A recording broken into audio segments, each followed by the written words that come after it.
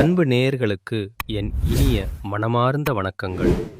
மகர ராசிக்கார நேயர்களாகிய உங்களை இந்த வீடியோ பதிவின் மூலமாக சந்திப்பதில் எனக்கு மட்டற்ற மகிழ்ச்சிங்க.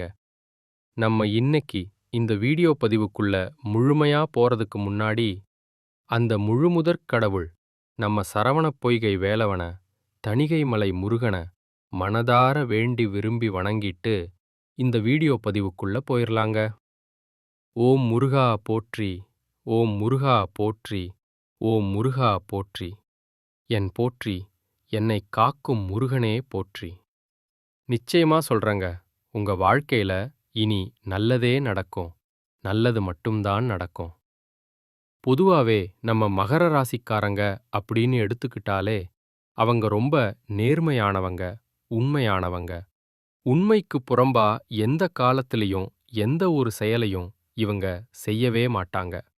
வில்லிலிருந்து புறப்பட்ட குறி தவறாத அம்பு போல ஒரு லட்சியத்தை முன்னாடி வச்சு குறிக்கோள் மாறாம வாழ்ந்துகிட்டு இருக்கிறவங்க இவங்க. முக்கியமா இவங்க நட்புக்கு தான் முதல் மரியாதை தருவாங்க. நட்புக்கு ரொம்ப முக்கியத்துவம் கொடுக்கறவங்க இவங்க.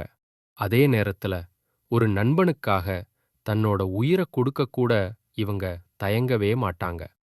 இவங்கள பொறுத்த வரைக்கும் தான் மட்டும் நல்லா இருக்கணும், தன் குடும்பம் மட்டும் வாழணும் அப்படிங்கிற அந்த சுயநல போக்கு எல்லாம் துளி கூட கிடையாதுங்க. தன்னை சுத்தி இருக்கக்கூடிய நண்பர்கள், உறவினர்கள்னு எல்லோருமே நல்லா இருக்கணும், எல்லாரும் நல்லா வாழணும் அப்படிங்கிற ஒரு உன்னதமான பொதுநல குணத்தோட இவங்க வாழ்ந்துகிட்டு இருக்காங்க. இவ்வளவு அருமையான மேன்மையான நற்குணங்களைக் கொண்ட மகர ராசி அன்பர்களே, எல்லாரும் நலமா இருக்கீங்களா? சௌக்கியமா இருக்கீங்களா? ஏங்கம்மா, நீங்க வேற எங்களை பார்த்து இப்படி ஒரு கேள்வி கேட்குறீங்களே, எங்களை பார்த்தா நலமா இருக்கிற மாதிரியா தெரியுது? நாங்க படுற கஷ்டம் எங்களுக்கு தான் தெரியும் அப்படின்னு உங்க மனசுக்குள்ள நீங்க நினைக்கிறது எனக்கு தெள்ளத் தெளிவா புரியுதுங்க, மகர ராசிக்கார நேயர்களே. ஆனா ஒண்ணு மட்டும் மனசுல ஆழமா பதிய வச்சுக்கோங்க. உங்க வாழ்க்கையில இதுவரை இருந்த அந்த சோதனையான கஷ்டமான சூழ்நிலை எல்லாமே பனி போல மெல்ல மெல்ல கரைஞ்சு போக போகுதுங்க. உங்களுடைய வாழ்க்கையே ஒரு அருமையான வாழ்க்கையாக மாற்றமடைய போகுது. திருமணமாகாதவர்களுக்கு இருந்த அந்த திருமண தடைகள் எல்லாம் இப்போ நீங்கி உங்களுக்கேற்ற சரியான வாழ்க்கை துணையோடு விமரிசையா திருமணம் நடக்க போகுதுங்க. குழந்தை பாக்கியம் இல்லையேன்னு ஏங்குற தம்பதிகளுக்கு மழலை செல்வம் கிடைக்க போகுது. குறிப்பா பூர்வீக சொத்து ரீதியாக உங்களுக்கு இதுவரை இருந்த அத்தனை இழுபறிகளுக்கும் கோர்ட் கேஸ் பிரச்சனைகளுக்கும் ஒரு சுமூகமான தீர்வு கிடைக்கப் போகுது. உங்களுக்கு நியாயமா வரவேண்டிய அந்த பூர்வீக சொத்து தானாவே உங்க கையில வந்து சேரப்போகுதுங்க. உங்க வாழ்க்கையில இதுநாள் வரைக்கும் இருந்த அனைத்து பிரச்சனைகளுக்கும் தீர்வு கிடைக்க போகுது. உங்களுடைய உடல்நிலை ரொம்ப ஆரோக்கியமா இருக்க போகுதுங்க. நம்மளுடைய மகர ராசிக்காரர்களுக்கு இந்த 2026ஆம் ஆண்டு ஜனவரி மாதம் ஒரு சவாலான, அதே சமயம் அற்புதமான காலகட்டமா இருக்கும். இவங்க இந்த ஜனவரி மாதம் ரொம்ப பொறுமையுடனும் மிகுந்த எச்சரிக்கையுடனும் இருக்கணும். ஏன்னா செலவுகள் கொஞ்சம் கட்டுக்கடங்காம அதிகரிக்கச் செய்யும். இதனால மன அழுத்தம் கொஞ்சம் அதிகமாகலாம். அதனால எந்த ஒரு முக்கிய முடிவுகள் எடுக்கும்போதும் நிதானமா, கவனமா எடுக்கிறது ரொம்பவும் நல்லதுங்க. ஜனவரி மாதம் 2026 மகர ராசிக்கு ஒரு அருமையான மாதமாக அமையப்போகுது. இந்த காலகட்டத்துல நீங்க கொஞ்சம் விழிப்புணர்வோட இருக்கணுங்க. என்னதான் கிரகங்கள் சாதகமா இருந்தாலும் நீங்க ஜாக்கிரதையா செயல்படுறது உங்க எதிர்கால வாழ்க்கைக்கு ரொம்பவும் நல்லதுங்க. நிச்சயமா உங்களுக்கு நல்லதுதாங்க நடக்கும். கெட்டதுங்கிற பேச்சுக்கெல்லாம் உங்க வாழ்க்கையில இனி துளி கூட இடம் கிடையாதுங்க. இப்போ கிரக நிலைகளை பார்த்தோம்னா, மகர ராசியின் 12ஆம் வீட்டில சூரியன், செவ்வாய், புதன், சுக்கிரன் போன்ற 4 முக்கிய கிரகங்கள் ஒன்னா கூடியிருக்காங்க. ஜோதிட ரீதியா 12ஆம் வீடுங்கிறது விரயம், நஷ்டம், மோட்சம் மற்றும் தனிமையை குறிக்குது. இதனால சில நேரங்கள்ல நீங்க செய்யற கடின உழைப்புக்கு உடனடியா பலன் கிடைக்காம போகலாம். ஆனா அதைக் கண்டு நீங்க அச்சப்படவோ சோர்ந்து போகவோ கூடாதுங்க. பணப்புழக்கம் லேசா தடைப்படலாம், மனக்கவலைகள் எட்டி பார்க்கலாம். ஆனா இதையெல்லாம் கண்டு நீங்க ஒரு துளி கூட மனநம் தளரக்கூடாது. தைரியமா செயல்படணுங்க. அப்பத்தாங்க வாழ்க்கையில நீங்க பெரிய வெற்றிய அடைய முடியும். சுக்கிர பகவான் மெல்ல மெல்ல உங்க லக்னத்துல நுழைய போறார். இந்த ஜனவரி மாதத்துல சூரிய பகவானும் உங்க லக்னத்துக்கு வரப்போகிறார். அது மட்டும் இல்லாம செவ்வாய் பகவான் உங்க லக்னத்திலேயே வந்து உச்சமடைய போகிறார். மாத தொடக்கத்துல உடல் மற்றும் மனசுல ஒரு சின்ன கனம் அல்லது பாரம் ஏற்படுங்க. தூக்கமின்மை, தேவையற்ற கற்பனை சிந்தனைகள், ஒருவித இனம் புரியாத பயமெல்லாம் இருக்கத்தான் செய்யும். அதை கண்டு நீங்க பயப்பட வேண்டாம். சில சூழ்நிலைகள்ல உடல்நிலை லேசா சரியில்லாம போகலாம். இதனால மருத்துவமனைக்கு செல்லக்கூடிய சின்ன சூழ்நிலைகள் கூட வரலாம். ஆனா சுக்கிரன் லக்னத்துக்கு வந்த உடனே உங்க முகத்துல ஒரு தனி பிரகாசம் வந்துரும். செவ்வாய் பகவான் மகர ராசிக்குள் நுழைந்து உச்சம் பெறும்போது உங்ககிட்ட ஆற்றல் ரொம்ப அதிகமா இருக்கும். இதனால ருச்சக மகாபுருஷ யோகம் உங்க ஜாதகத்துல உண்டாகுது. இந்த நேரத்துல ஈகோ எனப்படும் அகங்காரத்தை தவிக்கிறது ரொம்ப முக்கியங்க. உடல்ல உஷ்ணம் அதிகரிக்க வாய்ப்பு இருக்கிறதுனால இரத்த அழுத்தம் அல்லது தலைவலி எல்லாம் வரலாம். அதனால உங்க உடல் நலத்தை மட்டும் கொஞ்சம் ஜாக்கிரதையா பார்த்துக்கிறது ரொம்பவும் நல்லதுங்க. தொழில் ஸ்தான அதிபதியான சுக்கிரன் ஆரம்பத்துல 12ஆம் வீட்டில் பலவீனமா இருக்கிறாரு. அதனால வேலை செய்யற இடத்துல, அலுவலகத்துல சின்ன சின்ன அரசியல் நடக்கலாம். ஊழியர்கள் மூலமா சில பிரச்சனைகள் வரலாம். ஆவணங்கள் தொடர்பான விஷயங்கள்ல கவனமா இருங்க. சின்ன தவறுகள் நடக்க வாய்ப்பிருக்கு. ஆனா எம்என்சி நிறுவனங்கள்ல வேலை பார்க்கறவங்களுக்கு இது நல்ல நன்மைகளை தரும். ஜனவரி 12ஆம் தேதிக்கு அப்புறம் சுக்கிரன் லக்னத்துக்கு வந்தவுடன் கேந்திர திரிகோண ராஜயோகம் உங்களுக்கு செயல்படத் தொடங்கும். அரசு வேலை அல்லது அரசு டெண்டர்களுக்கு முயற்சிக்கிறவங்களுக்கு புதிய வழிகள் பிறக்கும்.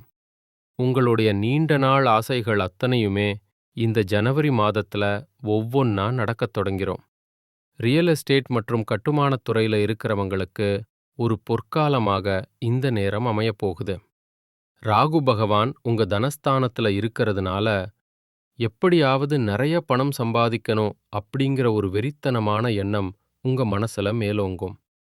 ரகசிய வழிகள் மூலமா பணம் சம்பாதிக்கிற பாதைய சில கிரகங்கள் காட்டுவாங்க. ஆனா கவனமா இருங்க. பங்குச் சந்தையில ஓரளவுக்கு ரிஸ்க் எடுக்கலாம். பழைய வாடிக்கையாளர்கள் உங்களை தேடி திரும்பி வருவாங்க. எங்காவது சிக்கியிருந்த பணம் இப்போ திரும்ப வரும் யோகம் இருக்கு.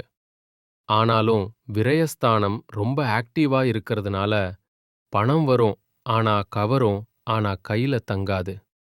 அதை கண்டு நீங்க கவலைப்பட வேண்டிய அவசியம் கிடையாது. ஏன்னா அது சுப செலவுகளாகவும் இருக்கலாம். லாபஸ்தானிபதி செவ்வாய் லக்னத்துக்கு வந்து உச்சமடைகிறார். இது ஒரு மிகப்பெரிய மகாதன யோகம். ஏதோ ஒரு மிகப்பெரிய டீல் உங்களுக்கு வெற்றிகரமா முடிவாகப் போகுது. உங்க ஆசைகள் நிறைவேறப் போகுது. 2ஆம் வீட்டுல ராகு இருக்கிறதுனால உங்க பேச்சுல ரொம்ப கவனம் தேவைங்க. குடும்பத்துல கருத்து வேறுபாடுகள் ஏற்படலாம். ரகசிய உறவுல இருக்கிறவங்களுக்கு இது ஒரு த்ரில்லான நேரமா இருக்கும். திருமணமான தம்பதிகளுக்கு இடையே சின்னதா ஒரு இடைவெளி வரலாம். அதை கண்டு நீங்க கவலைப்பட வேண்டாம். ஒருத்தருக்கொருத்தர் விட்டு கொடுத்து பொறுமையா செயல்படுறது ரொம்பவும் நல்லதுங்க. சுக்கிரன் லக்னத்துக்கு வந்ததும் மாலவிய யோகம் உருவாகும். இதனால உங்க மேல மத்தவங்களுக்கு ஒரு ஈர்ப்பு அதிகரிக்கும். குழந்தைகள் விஷயத்துல கொஞ்சம் பொறுமையா இருக்கணுங்க. மகர ராசி இல்லத்தரசிகளுக்கு இந்த ஜனவரி மாதம் சில முக்கிய திருப்பங்கள் ஏற்படும். வீட்டுச் செலவு கட்டுக்கடங்காம போகலாம். எலக்ட்ரானிக் பொருட்கள், மொபைல், ஃப்ரிட்ஜ், டிவி திடீர்னு பழுதாகலாம். இதனால நம்ம உழைப்ப கணவர் மதிக்கலையே, இல்ல புகுந்த வீட்டினர் நம்மள புரிஞ்சுக்கலையே அப்படின்னு ஒரு சின்ன மன வருத்தம் ஏற்படலாம். வீட்டுல வாக்குவாதங்கள் வரலாம். இல்லத்தரசிகளே, நீங்க மட்டும் சற்று பொறுமையா இருந்தீங்கன்னா, அது உங்க குடும்பத்துக்கும் உங்களுக்கும் ரொம்பவும் நல்லது. சுக்கிரன் லக்னத்துக்கு வர்றதால இந்த ஜனவரி மாதம் உங்க முழு கவனமும் உங்க மேலேயே திரும்ப போகுது. உங்கள நீங்க மெருகேத்திப்பீங்க. செவ்வாய் லக்னத்துக்கு வந்து உச்சம் பெறப் போறதால வீட்டுல உங்க ஆட்சி தான் நடக்கும். சொத்து வாங்க இது ரொம்பவே சரியான நேரம். மகர ராசி நேயர்களே, சில பரிகாரங்களை செய்யறது மூலமா வர்ற தடைகளை நீங்க தகர்க்கலாம். செவ்வாய் மற்றும் சனிக்காக தினமும் அனுமன் சாலிசா பாராயணம் செய்யுங்க. செவ்வாய்க்கிழமை அன்னைக்கு ஆஞ்சநேயர் கோயிலுக்கு போயிட்டு அவருக்கு செந்தூரம் சாற்றுங்க. ராகுவோட பாதிப்பு குறையறதுக்கு பறவைகளுக்கு தானியங்களை உணவா போடுங்க. சிவலிங்கத்துக்கு பஞ்சாமிர்த அபிஷேகம் செய்யுங்க. உங்க வாழ்க்கையில இருக்கக்கூடிய அனைத்து பிரச்சனைகளும் காணாம போயிரும். நிச்சயமா உங்களுடைய எண்ணம் போல உங்க வாழ்க்கையில நல்லது மட்டும்தாங்க நடக்கும். திருமணம் ஆகாதவர்களுக்கு இருந்த தடைகள் நீங்கி சரியான வாழ்க்கை துணையோடு திருமணம் நடக்கும். குழந்தை பாக்கியம் இல்லாதவர்களுக்கு மழலைச் செல்வம் கிடைக்கும். பூர்வீக சொத்து பிரச்சனைகள் தீரும். இதுநாள் வரைக்கும் நீங்க ஒவ்வொரு நாளையும் 4-5 பேர்கிட்ட கடன் வாங்கி வாழ்க்கைய ஓட்டியிருப்பீங்க. ஆனா இனி வரக்கூடிய காலங்கள்ல நீங்க 4-5 பேருக்கு கடன் கொடுக்கக்கூடிய அளவுக்கு செல்வாக்கான ஒரு உயர்ந்த வாழ்க்கைய வாழப் போறீங்க. உங்க வாழ்க்கை ஒரு அருமையான வாழ்க்கையா மாறப்போகுது. உங்க மனசு ரொம்ப சக்தி வாய்ந்ததுங்க. காலையில சீக்கிரம் எந்திரிக்கணும்னு நீங்க நினைச்சீங்கன்னா, அலாரமே இல்லாம அந்த நேரத்துல ஆட்டோமேட்டிக்கா நீங்க எந்திரிப்பீங்க. உங்க மனசு தாங்க உங்களுக்கான அலாரம். உங்க எண்ணங்கள் தான் உங்க வாழ்க்கைய தீர்மானிக்குது. இந்த உலகத்துல யாருங்க நிஜமான கோடீஸ்வரன்? கோடி கோடியா பணம் வச்சிருக்கிறவங்களா, இல்ல பிடிச்ச உணவுகளை சாப்பிடுறவங்களா? இல்லங்க, யார் ஒருத்தர் எந்த ஒரு நோய் நொடியும் இல்லாம, மனக்கவலை இல்லாம, ராத்திரியில படுத்த உடனே நிம்மதியா தூங்குறாங்களோ, அவங்க தாங்க இந்த உலகத்திலேயே ஆகச் சிறந்த கோடீஸ்வரன். அப்படிப்பட்ட ஒரு உன்னதமான கோடீஸ்வர யோகம் உங்களுக்கு இந்த மாசம் அமையப்போகுது. உங்க வாழ்க்கையில இனி கவலை, கண்ணீர் அப்படிங்கிற பேச்சுக்கே இடமில்ல. மனசுல இருந்திருந்த பாரங்கள் எல்லாம் இனி காணாம போயிடும். நீங்க சந்தோஷமான, ஆரோக்கியமான வாழ்க்கைய வாழப் போறீங்க. மனிதனா பிறந்த ஒவ்வொருவருக்கும் ஆசை இருக்கத்தாங்க செய்யும். அந்த ஆசைகளை அடைய நம்ம நினைச்சா மட்டும் பத்தாதுங்க. முழு மனசோட நம்மளுடைய இலக்க அடையறதுக்கு ஒவ்வொரு நாளும் என்ன பண்ணணும்னு யோசிச்சு திட்டமிட்டு உழைச்சுக்கிட்டே இருக்கணும். உழைச்சா நிச்சயமா நம்ம ஆசைகள் நிறைவேறும். இனி வரக்கூடிய காலங்கள்ல உங்களுடைய நியாயமான ஆசைகள் எல்லாமே நிறைவேறப் போகுது. ஒவ்வொரு மனிதனுக்கும் இருக்கக்கூடிய பொதுவான ஆசை என்ன தெரியுமா? அந்த 16 செல்வங்களையும் அடைந்து பெருவாழ்வு வாழணுங்கிறது தான்.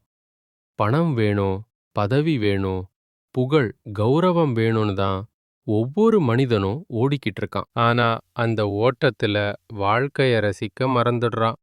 மகர ராசிக்காரர்களே, உங்க வாழ்க்கையில இனி போராட்டங்கள் குறைஞ்சு வெற்றிகள் அதிகமாக போகுது.